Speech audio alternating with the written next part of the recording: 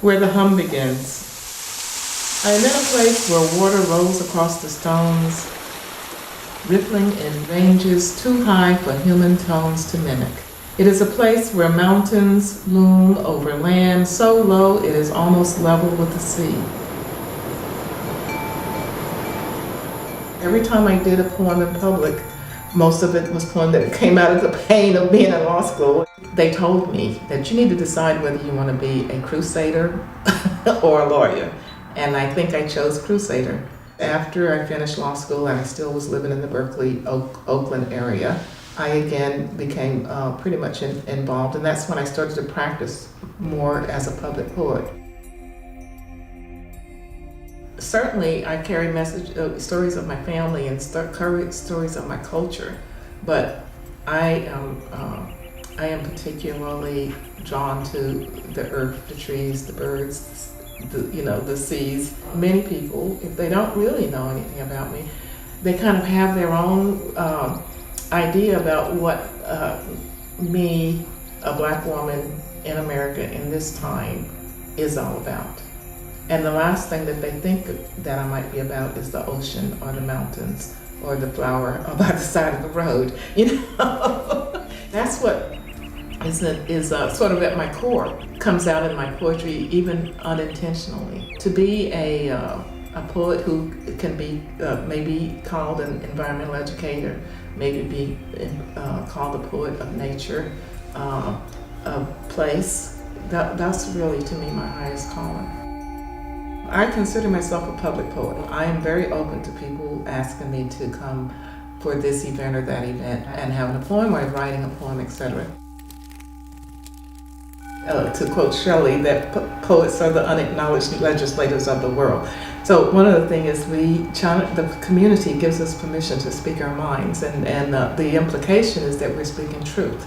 I don't know whether every poem is a poem of truth, but it is something that we tend to trust as sort of like the bottom line on, whether it's a tree, a flower, or a person, or something we observe. We try and get down to the basic core of it, the essential essence of it.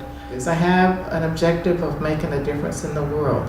And, I'm a big peacemaker, and my motto has been for a number of years, world peace through human understanding.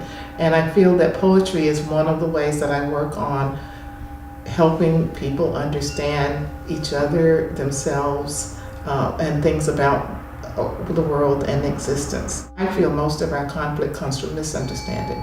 So I feel that being a mediator, a person involved in conflict resolution, a poet, I think they kind of all come from the same root word, to heal. Mediare, the Latin word meaning to heal. I came to Santa Barbara to live a year while Rod finished school, and that was about 32 years ago. For I, Helene Schneider, by virtue of the authority vested in me as mayor of the city of Santa Barbara, California, do hereby declare April as National Poetry Month and celebrate the appointment of Poet Laureate Sojourner Kincaid Rolle. Congratulations. As outgoing Poet Laureate, I have learned that the muse does not always call. Here's the red phone so that if you need to call the muse. Here, a poet's refuge, the yellow pad to match your yellow umbrella. Now, aren't you glad? With this wreath, we thee crown, Poet Laureate of our town. I must say that this is a signatory event. This is a community that loves poetry, and they have not wasted any words in telling me about it.